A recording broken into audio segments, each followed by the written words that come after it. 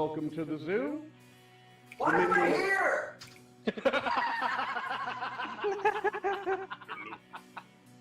Minions of the Zoo is a lovable ragtag group of misfits that sprang up initially as a fan group to Ranting Monkey, Scribe-Lite, Some Dumb American, and their joint Lords of the Night livestream show. Late night discussions in Discord quickly evolved into streams of their own, with each member bringing something new and different to the table for discussion. Led by the incomparable Reject PPC and the One-Ton Hammer, the group rotates hosts known as Zookeepers. Hello everybody and welcome to Minions of the Zoo. I'm your host for this evening, One-Ton Hammer. I will be your zookeeper tonight, Reject. Alright, and welcome to the zoo. I am the Lucky Pop-Tart. Inquisitor. Sanguine. Skep, Tock. I'm Prospero. Fat Platypus. Chaosy. And I'm Della Hazed. Regular streamers, they're known as minions. And special guests are known as traveling exhibits. They're on a nightly basis, so that each show has something unique and fresh for our audience. Minions of the Zoo currently streams at 10:30 Central Standard, 11:30 Eastern Standard Time.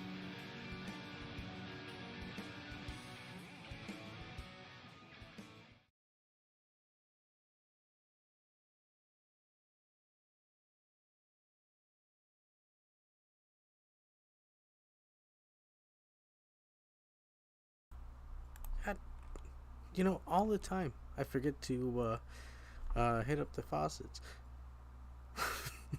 Welcome, ladies and gentlemen, to the Minions of the Zoo Super Sunday Show.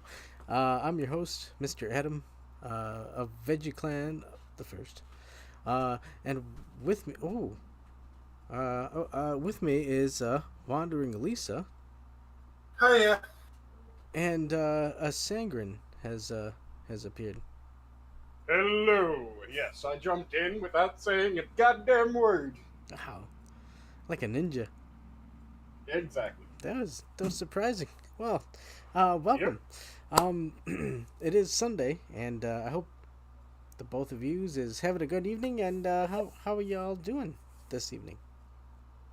I'll let Lisa go first. Yeah, not too bad. There's been having a fun weekend full of housework. Oh, housework is it's not fun. Let's be real. Not fun, but important to do from time to time. Yes. Absolutely. And Sanguine. And I'm doing rather grand. I just about have my rice done cooking. I have a absolutely lovely chicken breast Java House hot curry on the back burner, just thickening up the last little bit. And I'm currently doing up some yakimochi that I'm going to be tossing in a combo of kanako and sugar, perhaps giving it a slight mist of some mirin just to allow the kanako and sugar to adhere a little bit better. Whoa. That's good. Hold on. Damn. Okay. Just as and I forgot to mention the drinks that I'm having with this all. Because the drinks will be an Asahi, a probably Furu sake, and then a finger of Harazaki Japanese whiskey. Ooh. Do you want to come and cook dinner for me sometime, Sanguine? Sangs. That sounds fantastic. Would you consider eggs meat? Say again? Would you consider eggs meat? Would I consider eggs meat? Yeah. They're an animal product, but they aren't meat. Yeah, it's like a half and half. And in my mind, it's like a pre-meat. It's like... If I were to consider eggs meat, then that opens up the door of, is milk meat? No, neither are meat, but Neither are they vegetables or anything like that. They're just a animal byproduct, but not meat. So basically, eggs are like the pre-crime of the culinary world. At least when you ask vegans, yes. Oh. I only ask because I saw a question of, what's for breakfast, and somebody said something without meat, and they were like, well, are eggs meat? And they're like, oh. And here we go. Eggs are not meat. So, And why would anyone insist on a meal without meat? yeah, you gotta have some form of meat in there, right? And is cereal soup? Whoa. No, cereal is not Wow. soup because soup requires a broth. I think people are putting on their round helmets at this point, and we are gonna start a civil war. Which is Yeah, and it's a civil war that I will fucking win. The chili comes from the highlands.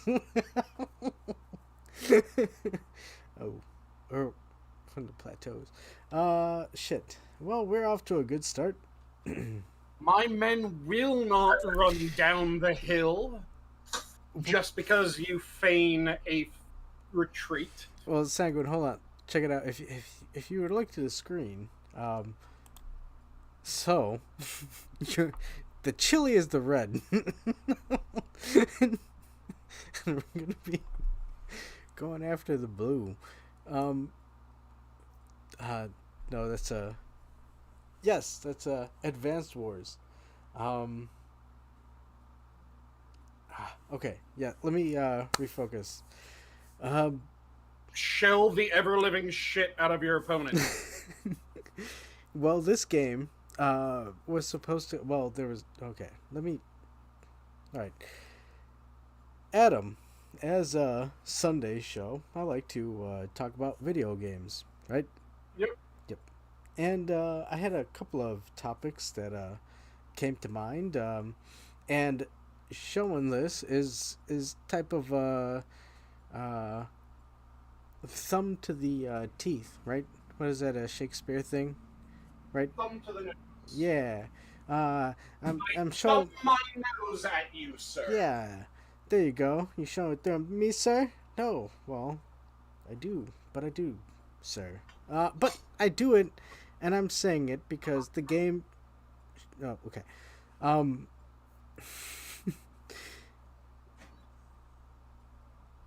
Oh, jeez.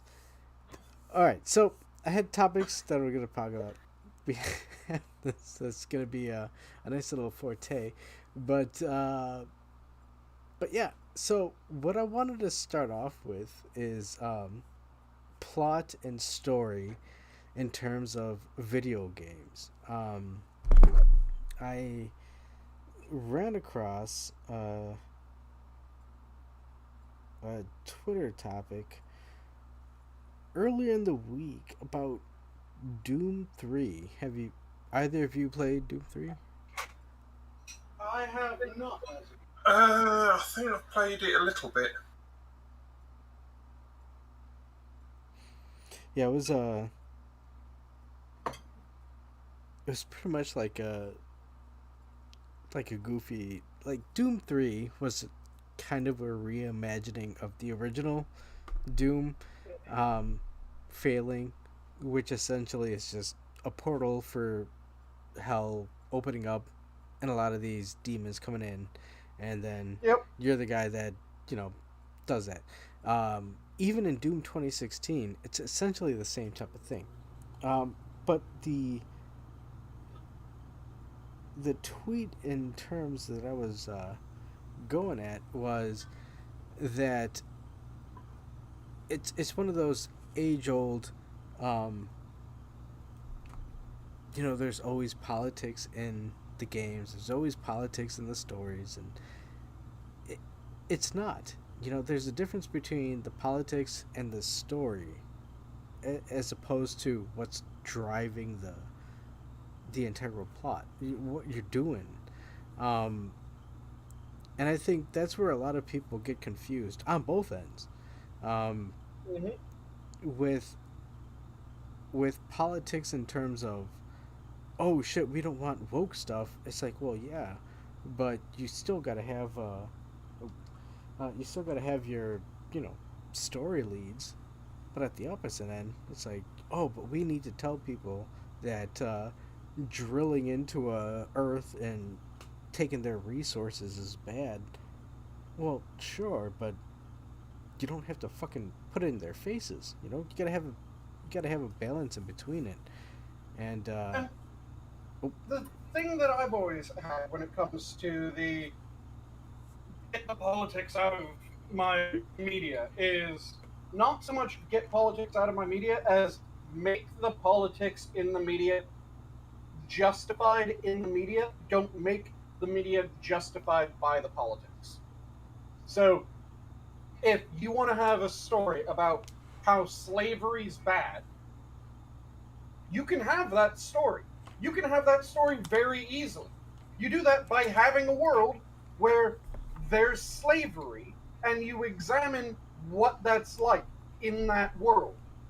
This has been done many times in the past. It isn't a problem having politics in that manner. The problem that I have is when the politics take the place of the story, and it's no longer this story that has a message of, yeah, slavery is bad and doing this shit is bad, but it is just that being said effectively rather than that being shown and that being actually played through. Plus, they have no subtlety about it. Yeah. well, do you It think has that's to why? beat you over the head with the politics.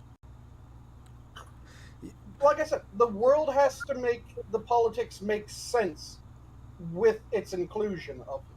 So you want to have a world where you're looking into social. So again, I've recommended this book before, or this book series before, and you could sum up a part of this as slavery is bad.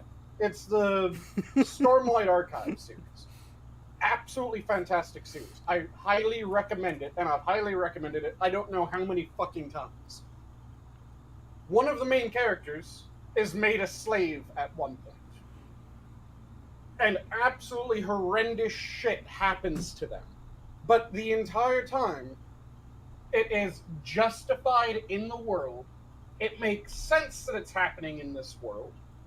So you aren't going, well, why are they inserting this? Because, no, it's just part of the world. That's the It story. makes sense That's- that it's there, and it makes sense to the extent that it's there. They don't stress it past where its due position is, nor do they gloss over it, which would again be undue.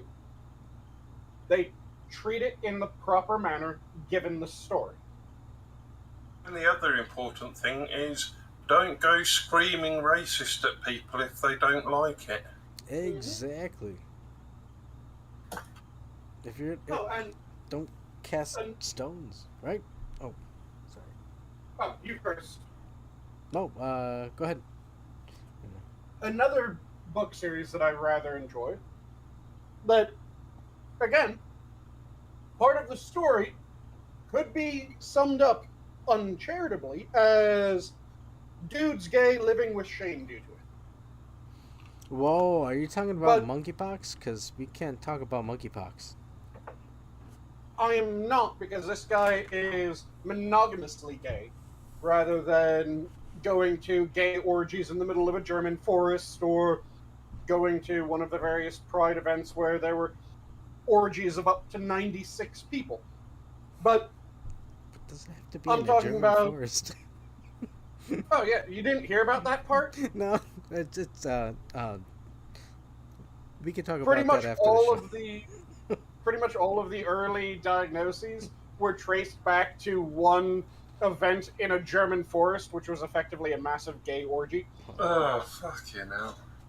There you go. But there's one book series, which is the Black Magician trilogy, followed by Hold on, was Gargamel Trader trying Queen. to stop him? Sadly, he was not around to deal with whatever Smurfs were trying to come out of those mushrooms that time. But when it comes to the topic that we're on, there's the Black Magician trilogy, followed by the Trader Queen trilogy. The Trigger And Queen. one of the characters in that is this fantastic, well-rounded character who he is the scion of a noble family. He learned how to do magic. He has become an ambassador for his family as well as the magical academy, effectively. And due to being a scion of a noble family, it's kind of important that he get someone to pop out some kids for him. So being gay is looked down upon for a noble scion because you don't produce heirs by banging a dude's ass. You don't? You don't. It doesn't work. Apparently they don't have the proper plumbing, especially not when you're going up the out. So I've been informed that men can get pregnant. there's that current idea, which is kind of strange, but yeah, if they were born a man, they lack the proper bits, at least currently. Now, eventually, we might end up with the designer genitalia store, where you can go in and get the latest model with the proper nerve density that you want, that is fully functional, but at the moment, we don't have that level of technology. So, when you're reading this book, it has this character, builds up this world around that makes everything make sense, and the character is really clever, really well done, is going about through the world in a way that makes sense, and it turns out that, yeah, the dude's gay. But it isn't when it comes out that, yeah, he's gay, that he's suddenly walking around with a fucking just... I'm trying to come up with ways of saying this that won't get the channel immediately bashed. Oh, I think we've hard on that. But I'll leave the walk that I was about to describe to your imagination, but it's not like he suddenly starts developing a severe lisp the moment that he becomes gay. And he starts tying his shirts so that they're all belly shirts now. No, he's still the same fucking character. Just now he's the same character that has acknowledged, okay, yeah, I like banging dudes. And it explores the world continuing around. He's a side character, so it isn't the premise of the entire story, but it's an aspect of the story, but it's an aspect that is at least justified in the world that is made. And that's all I ask when it comes to this shit. I ask that if you're going to have a political message, have it justified in the world and tell it cleverly in that world. Don't just have it be, did you know it's perfectly fine to be gay? It's perfectly fine to be gay. Here's the gay character to tell you that it's perfectly fine to be gay. Do you know that it's perfectly fine to be gay? I mean, this gay character is the gayest gay character to have ever been gay as a character. Look at him. Isn't he fantastic? You can goddamn see that this man shits rainbows and pisses sparkles. He's so fucking flamboyant. And also, he will frequently say, oh, by the way, did you know I'm gay? Yes. So, you don't do that shit, because no one likes that shit. And even the people that say that they like that shit still don't like that shit, and you know that they still don't like that shit because you can look at the sales. They aren't fucking buying it. Yet these people who campaign for this shit, they don't buy the product. And the companies never learn. Yep. So, completely trash that. Like I've said many times before, there's a difference between a gay character and a character who happens to be gay. There's a difference between a black character and a character who happens to be black. There's a difference between a female character and a character who happens to be female. Insert any descriptor of a demographic group, and there's a difference between that demographic group descriptor character and a character who happens to be that descriptor of a demographic group. And it's the second type that people love. You can absolutely love a character who happens to be a gay character. You can absolutely love a character who happens to be a black character. You can absolutely love a character who happens to be a female character. And you can still get some fuck yeah women power shit going with that. But if you do it cleverly, people actually enjoy it. It's the reason why Alien and Aliens is looked upon so fondly, while Ghostbusters 2016 is looked upon as if It's a joke. it would have been better.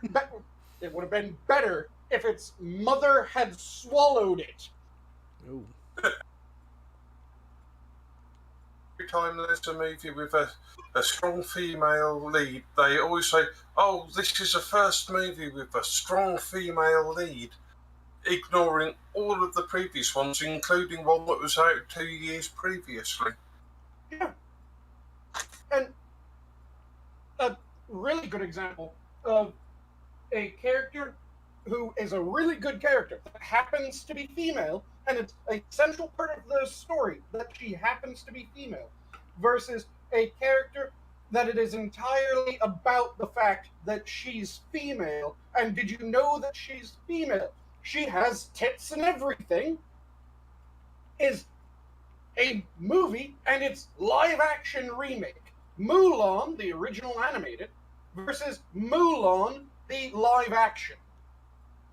In Mulan, the original, Mulan's an actual character. She has motivations. She has important aspects. She grows as the story goes. It's fantastic. It is really well done. And then you look at Mulan, the live action remake, and fuck that shit. Because it is the exact opposite of everything that Mulan the original was. Mulan the original had this really cool story of someone exceeding what they were, and the reason that they win is because of how they grow and how they think and who they are, not what they are. And then you look at Mulan, the live-action remake, and they got rid of all those fantastic aspects, and they made it, no, Mulan was born different and powerful, and that's why she wins. Oh, she had like a magic key or something like that too, right? Yeah, she was magical. She was a goddamn witch. And that's the reason why she wins. And it wasn't that she was a witch and everyone else in the story was also a witch or magical being of some sort, because that's the reason why Harry Potter works. Harry Potter works because fucking everyone's magical. So having someone who's magical, who isn't even the most skilled magical being, just someone who keeps on going and keeps on toughing shit out against the odds, is a good story. That's how you tell a good story. You make your hero actually struggle. You make them have to grow, have to change, have to adapt. It's like the Disney Star Wars sequels where Rey is suddenly the best Jedi ever despite not receiving any training. Exactly. With the original trilogy, you had Luke. Luke started out kind of a worthless tosspot at the very beginning. Absolutely no fucking use for the lad. No goddamn point in. He just sucked. And he was whiny, I want to go to Tashi's station! Oh, wasn't he just? And no one liked Luke the moment that they met Luke. They liked Luke by the end of the movie.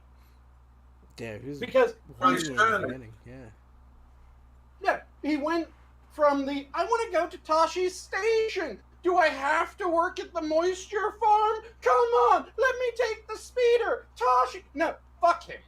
And then by the end, he's actually grown into himself. He's become a bit more confident, and he's had loss. He saved the princess, but he lost his mentor. There's no way that this was he won unquestionably. No, he got in, and then he had to fucking flee. Yeah, not to mention he lost his aunt and uncle right at the start. Yep. He had loss, he had change, he had things go wrong for him in the story. And that's what made people interested in Luke Skywalker. Yeah, and he wasn't given everything on the plate. Mm-hmm. And then you see him grow throughout the entire movie. And then the next movie, you see him grow. And then there's the epic showdown between him and Darth Vader. And he's grown so much, so surely, holy shit, his hand was just cut off. Fuck. And again, he grows throughout the entire movie. He loses, he gains. Everything is changing throughout the entire story. And you still get that he has so much more that he needs to do. He has so much that he needs to improve upon. And it's fascinating because, again, it feels real. It isn't just someone who is magically better than everyone else. It's someone who, the entire time, is having the shit kicked out of him. Because a lot of these movies and shows are really poorly written, and it's clear that with a strong female character is a self-insert power fantasy for the person who's written the thing. Exactly. You want to have your hero, and this is something that people get pissed off about a lot for some reason, because they'll go, well, literature's always been full, or literature and media has always been full of insanely powerful people, where it doesn't explain why they're insanely powerful. And yes, there's a very specific type of character that has always been that character.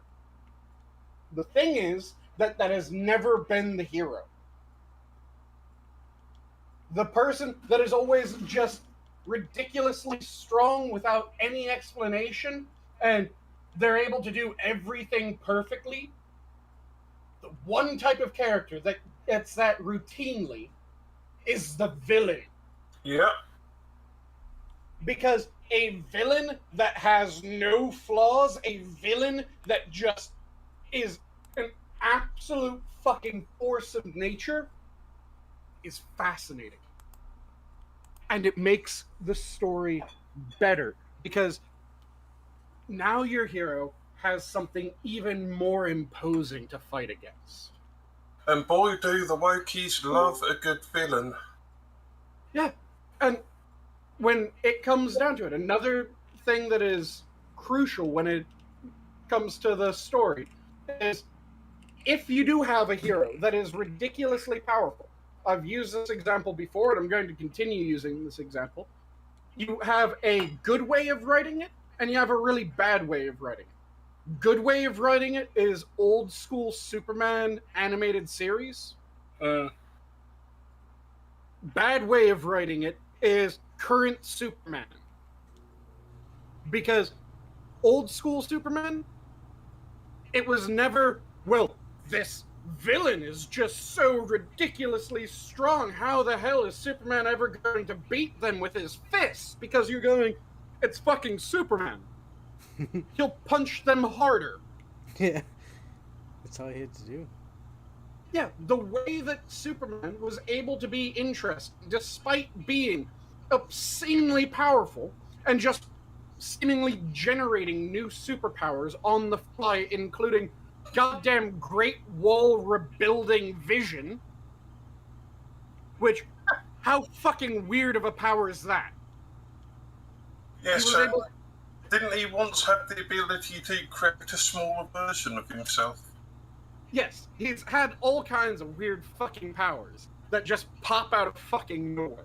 Again, the weirdest one in my mind is he looked at the Great Wall, which had been damaged, and he rebuilt the Great Wall by looking at it. He has building vision. What the fuck is building vision?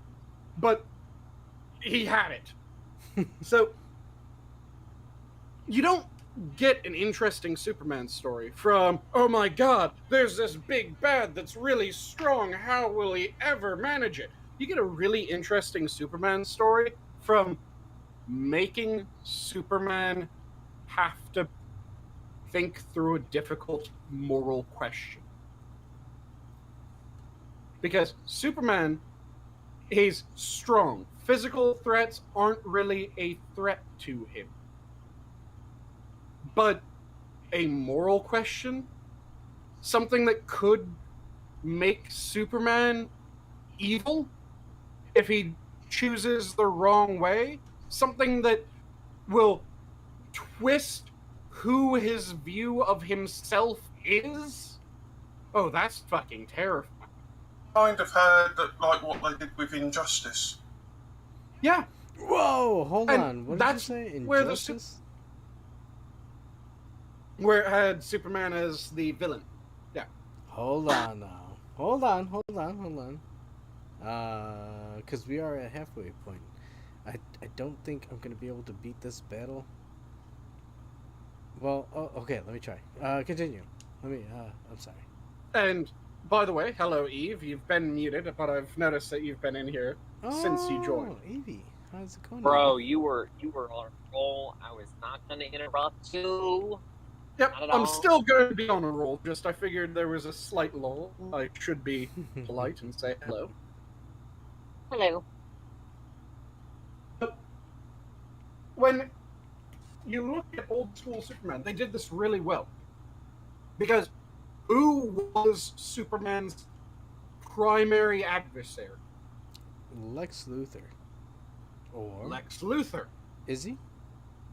Yes, Lex Luthor was Superman's primary adversary. He's the one who is the villain that everyone thinks of when they think of a Superman villain.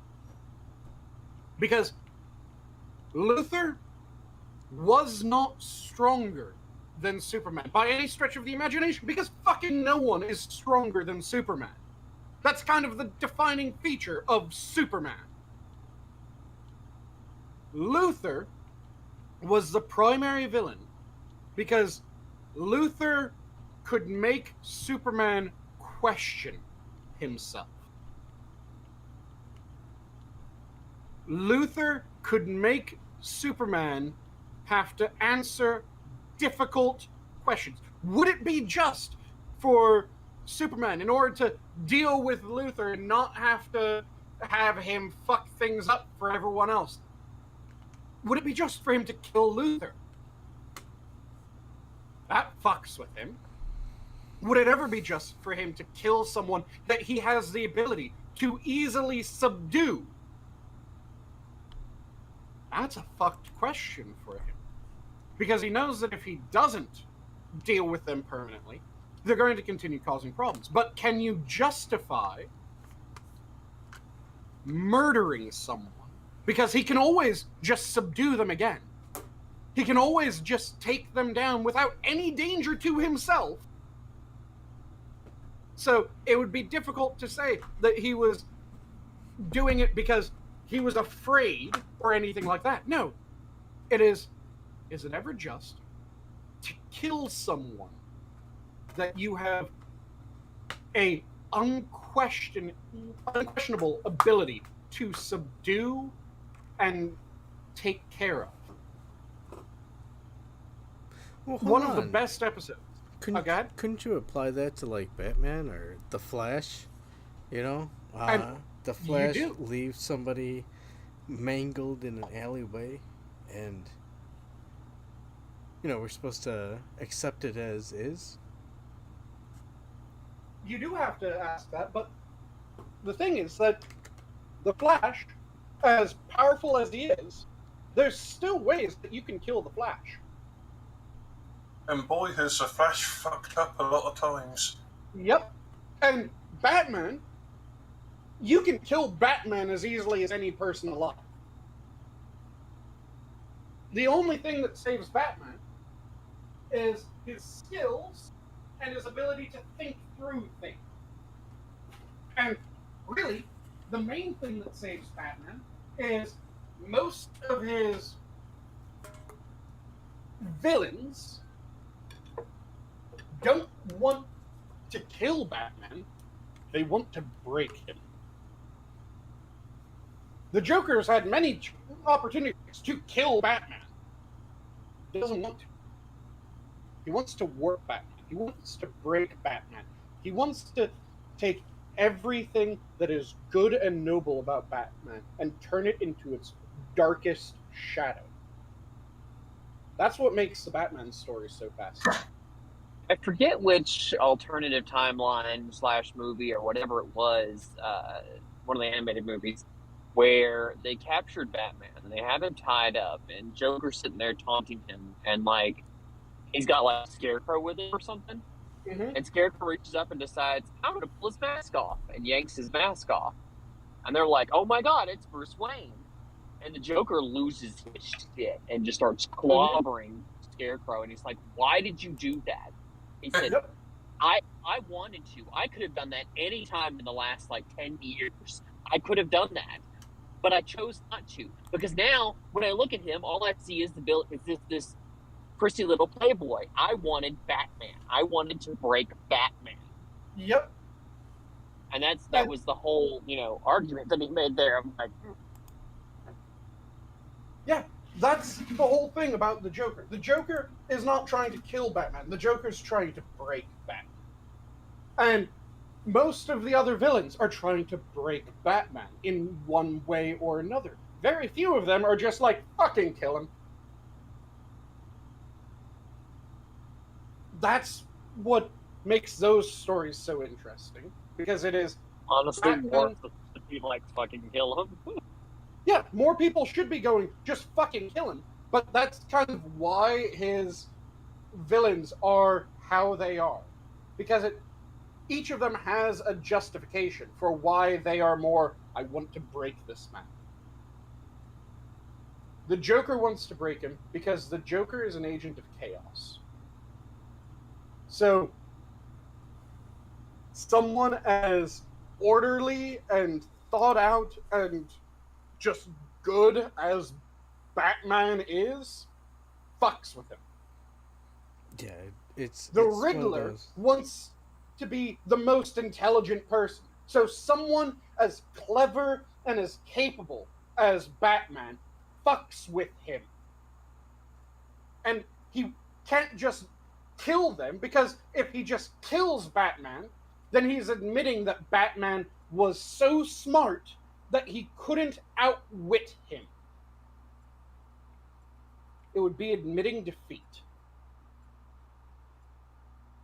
So instead, he has to beat Batman. And that's how most of his villains are. They have to beat him. They can't just kill him, they have to beat him. And with Lex Luthor, like I said, the reason why he's such a great Superman villain is he's not a threat to Superman physically. But he's able to fuck with Superman enough on a moral level that it makes their interactions fantastic. And Lex Luthor knows it, because how many fucking times has Lex Luthor just looked at Superman and said, I'm going to commit this horrible act. Fucking stop me. And Superman could just reach over the moment that he says that, snap his neck, and he'd be done. That wouldn't happen, but he can't justify that. And one of the best episodes, I've talked about this I don't know how many fucking times, and I'll continue talking about it because it had that much of an impact when I saw the episode was Superman wanted to have a win for Clark Kent. So there was a man that was convicted and put on death row for committing a crime that Superman knew that he didn't commit. And I'm referring to them as different people because in the episode, throughout most of it, he was treating himself as if he was two different people, as if he was Superman and then he was Clark Kent, and they were different people that knew different things. So Superman knew that the man was innocent, but he wanted to make it so that Clark Kent could save him. So he investigated it as Clark Kent. He found all the evidence as Clark Kent. He got everything put together so that all he had to do was hand it in. And as he's driving to hand it in as Clark Kent, the person who actually committed the crime tries to kill him. Forces him off the road into the water off a cliff. And Superman knows that he's being watched, knows that if he just swims back to the surface, it might out him as being Superman, or very least, the man will try to kill him again, which will eventually out him as Superman. So he swims away from the wreck and is able to get out. But now, if he comes forward, the man might realize that he's Superman. And that's dangerous to people that he cares about. Yes, the late Mr. Kent. That's the episode. He doesn't come forward, though. Then this innocent man is going to be executed. So what is the right choice? What should he do? And he doesn't know. So he goes to the only people that he can think of that he could ask, what is the right thing to do? He goes to the most moral people that he can imagine. So, does he go to Batman? Does he go to the other heroes? Does he go to someone else who he knows is a good person? No, he goes to Ma and fucking Pa. Yep. He goes to his parents. He goes to Ma and Pa Kent. Oh. His parents, because they are the most moral and good people that he knows. And he calls them up, tells them everything that happened, tells them how he was doing this so that Clark Kent could have a win, so that their son could have a win, because Superman has had all kinds of wins. Superman has always won, but Clark Kent hasn't had a win. And Ma and Pa Kent effectively tell him that he's fucking retarded, because Superman isn't who he really is, and Clark Kent just a mask that he wears. Everything that he does as Superman, he is Clark Kent. Superman is the mask that he wears, not Clark. He is their son, and he knows what the right thing to do is because if he doesn't do anything, an innocent man dies. So he knows what he needs to do. And if he has to hide away afterward, even if he has to change his name, he will still be Clark Kent. He will still be their boy. And they will handle that when it happens. But he knows what he needs to do.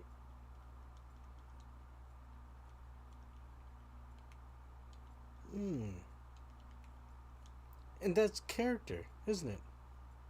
That is exactly how you write.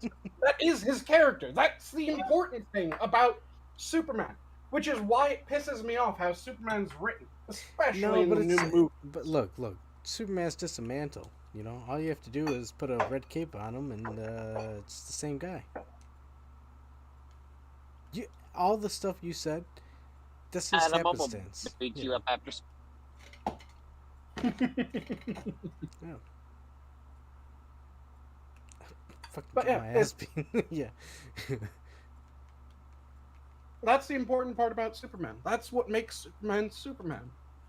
But they keep on missing that. The thing that pisses me off the most about the Zack Snyder movies is Ma and Pa Kent get pissed off at Clark for saving a bus full of children from drowning.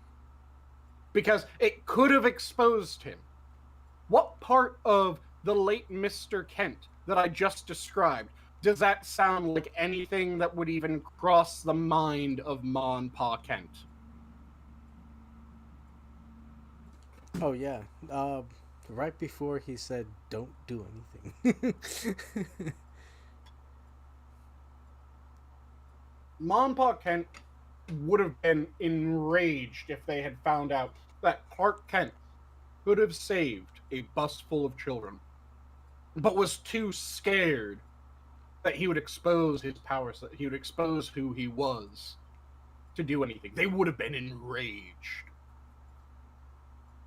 They would have ripped into him because how dare you? How dare you not do what you have the ability to do? You should have done in order to save people. Just for what? So that people don't see who you are? How dare you? They even got that right in Smallville. Mm-hmm. That's an injustice. Boom, boom, boom, boom, boom. I did like that show. Yeah. It's been done so well, so many times, that the fact that they're getting it so insanely wrong is enraging.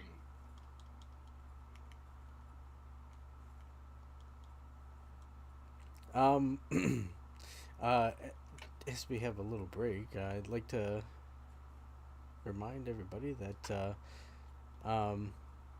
if you're enjoying our content thus far, make sure you hit the like and subscribe and hit that little bell icon so that we can bug you when our shows are going. Also, if you like what you're seeing, take heed on the individuals who are talking here and go and look up their content. Also, our stream is brought to you by Sherry's Berries. Chocolate delicious confectionaries for your delight. Go and eat them. And we're not going to get any money out of that. So, but, it's fun to say. So, I desperately hope. I would say disclaimer: our ship is not actually supported by Sherry's Berries. Please do not go and tell them they did a good job. Oh yeah. No, I would find it absolutely fucking hilarious if someone from one of the companies that you do that with, Adam, sees it and goes, "Hold on a second. Sure, why the fuck not?" Hey, well, if they send me a box of these chocolate-covered berries, these delicious, I mean, as far as I'm told, I haven't tried them myself, but they send me a box No of cash, these. just berries. Yeah. I'd be happy to show their shield. So, but yeah, I won. Yeah, go Green Lantern Corps. And there's no fucking. You hear that, Sherry's Berries? Mr. Adam wants to show you. Oh shit. Mm-hmm. Well, it was either that or Raid Shadow Legends. So, I think. And they don't have the ability to send you. Yeah, exactly. See? Stop playing the smart game here. I can eat some Sherry's Berries. I can't eat any Raid yeah, but Maybe if they have a developer that they really don't like, they send them. And you can't eat Raid Shadow Legends. I mean, you could try, but I don't think it would taste very good. like I said, you could probably eat one of the developers, but then you'd be going all Alex Jones. well, Yeah, I mean, depends on what she's into. I mean, yes. We I'm are gonna eat your ass. we are coming close to an end of the show, so I did have two things I wanted to bring up before. What? I just got here. I know, but time flies. No, you didn't. You got like halfway through my rant. My rant just takes fucking ages. Well, time flies when you're having fun. So, but I did have Or two just things scurrying out. that I wanted to bring up. Well, I wanted to bring up the rollback and them excluding Switch, but I don't think we can bring that up at this point. But I will say, we could talk about what Marvel's Camp Cup 2 is getting an arcade one-up coming soon. And some people are saying that $600 for this stand-up arcade cabinet is a bit too pricey.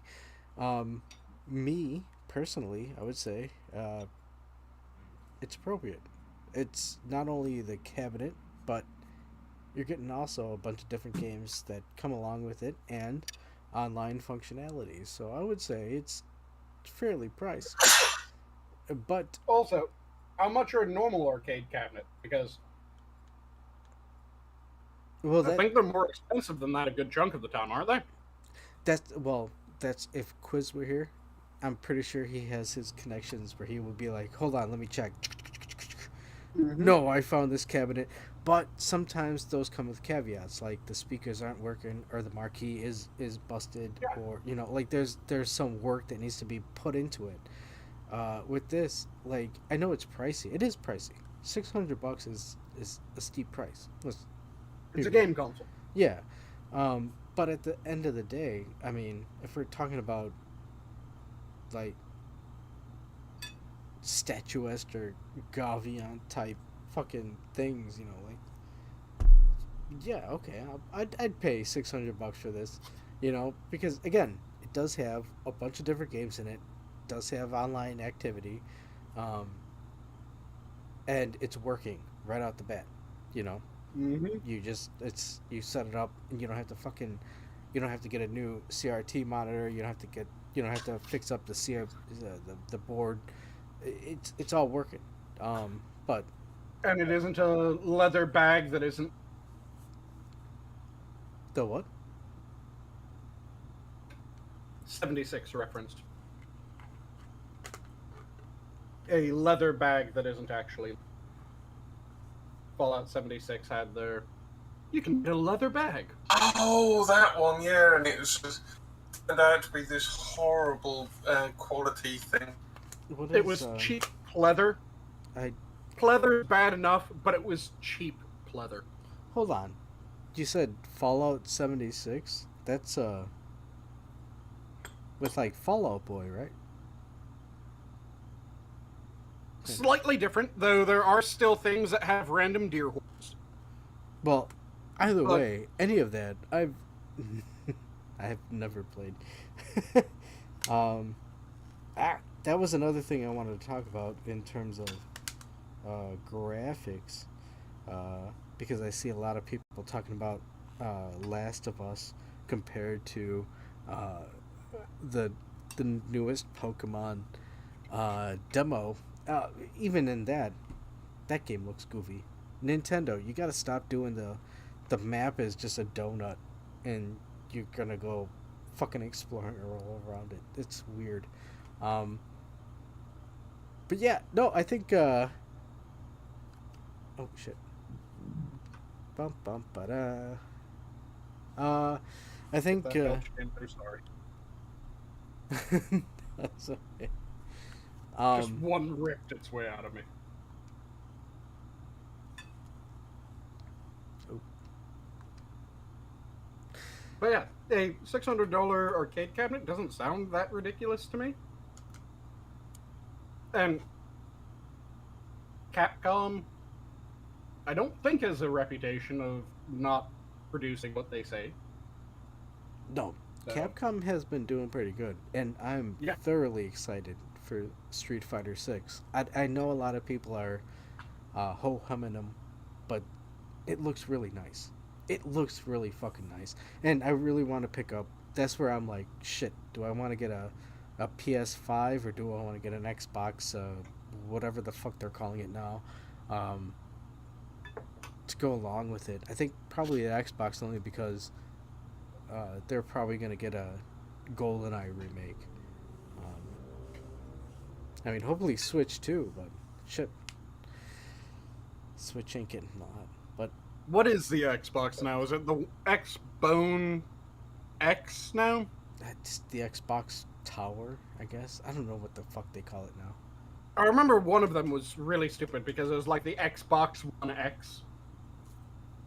Well, originally, I think they were calling it like when they went the 360 route, they were going like, okay, so it's, you know, going full circle. But then now they're going Xbox Series X and Xbox something or other. I don't know. The Xbox ex-girlfriend. Yeah. It's what games are going on there, and I think that's where it is. I mean, that's why I'm playing mostly Switch. Because Honestly, I stopped paying attention to Xbox after the Xbox One will always be online. Well, what about people who don't have internet? We have an answer for that. that is It's called true. the Xbox 360. After that line, I was done with Xbox. People don't really remember that one because they've done their best to like scrub that from all the history books, but Pepperidge Farm 360 remembers. was fairly fun, but Well, it's like when you're coming out with a new system, and when one of the journalists asked the question, it's like, well, what about people who don't have internet connectivity who want to play your system? You're saying this system has to be online at all times. What is your answer for that? And so we have a solution for that. It's the Xbox 360, and it's like, really? You're telling people just don't buy the new system if they don't have internet connectivity? That's kind of shitty. Well, that's true, and it's Yeah, that was the Xbone. the Xbone. It's been a hassle too because I've been playing on the Wii U, and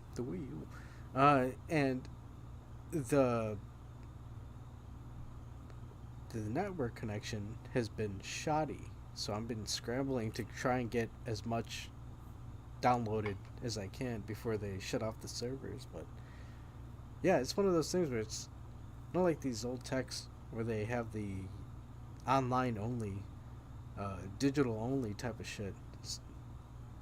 Yeah, there's too much at risk on that.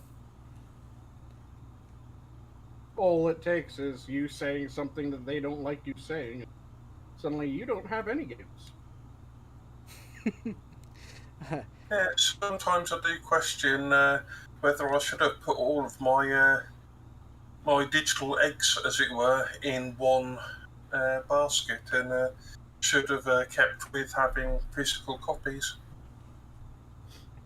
There's one company that I feel fairly safe about having a shit ton of my stuff from, and that's GOG. Yep. Because all of their shit is DRM free, and you can download it, and that copy is yours to keep. Regardless of if the company goes under, regardless if if they decide, well, we don't like that you said XYZ PDQ, we're gonna take it away. No, you can't. So I have a copy on this hard drive over here. What are you gonna fucking do? The other ones I'm a bit leery of, but GOG is good. Yep. Yeah. The other one should be good, but ever since I started getting into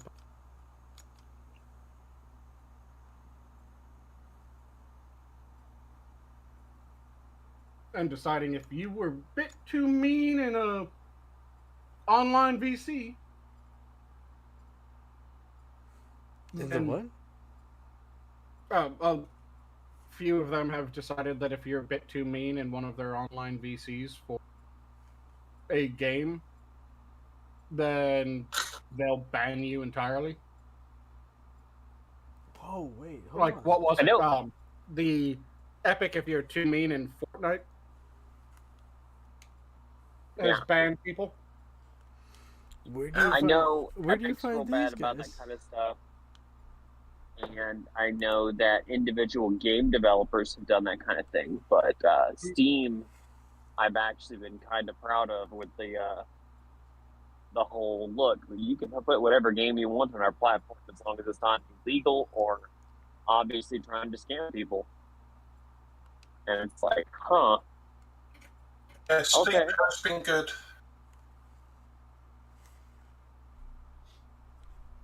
Yeah, that was a good move by them. Like I said, Right? They're making money hand over fist on the hentai games. Oh yeah, it just slightly worries me. It's just a matter of the wrong bit of management. And every company has the same problem. You have really good workers, low down. You have people that just care about money, really high up. And then you have that fucking upper middle management class, especially HR, that's just infested.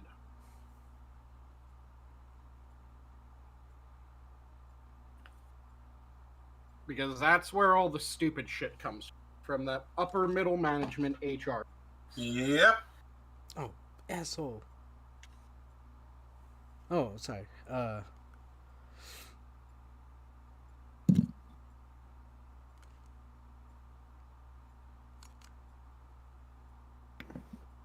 Sadly, I need to finish Scar. Well, it is, I think, that time. The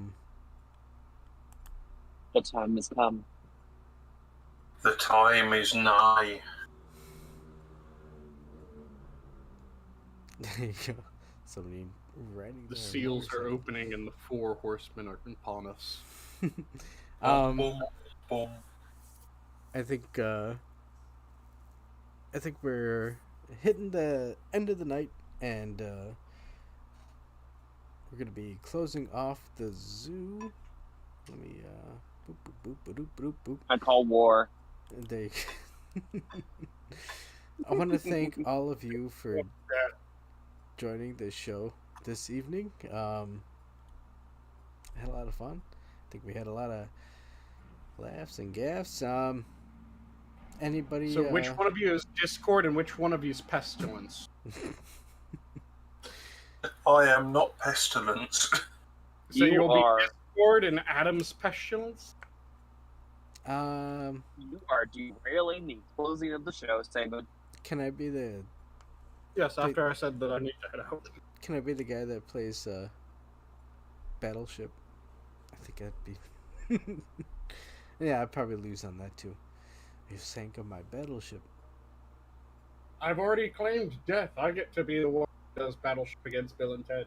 Oh damn it! But the ending. But any last words for you fine folk? Your mama. Oh, that's. I'll leave off with my standard of, if you're passionate about something, make sure that you devour it. Don't let it devour you. Lisa? Nothing, so thanks for having me on. See, I like that. It's, you know, and how this, you know, it's right off the board, you know? Yes! I appreciate every one of you for joining me this evening, and I want to say for both you and the chat, all of you chat, I recognized you, even though I might not have said anything out there for you, but I did see you out there. But for the both of you, the panel and the chat, I want to say I love you and God bless, and I hope you all have a wonderful week. Make sure you tune in to the zoo all the times. And wait, wasn't I supposed to announce? Oh yes, the 15th. The 15th. There shouldn't be a 10th. Yeah. We are having the anniversary of the zoo, so make sure. Wait, what? Oh yeah. So make sure you tune in to Monday, the 15th, and we should have some. 8 p.m. Central, 9 p.m. Eastern. Yeah, whenever the time is.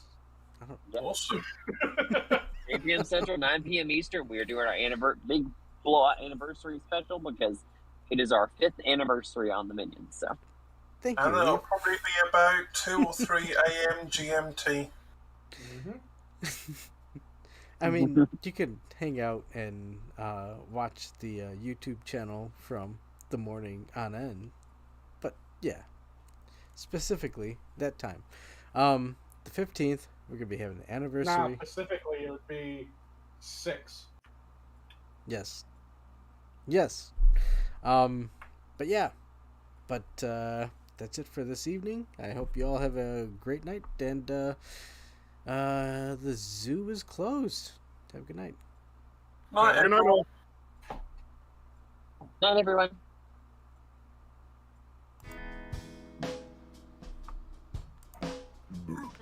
Excuse me. Are we done yet? Can I say racial slurs again?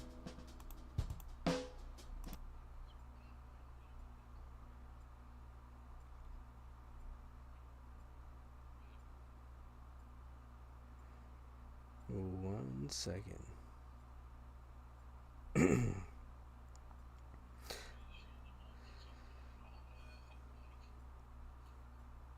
What? Hold on. Minions of the Yeah. Zoo is recorded in front of a live studio audience.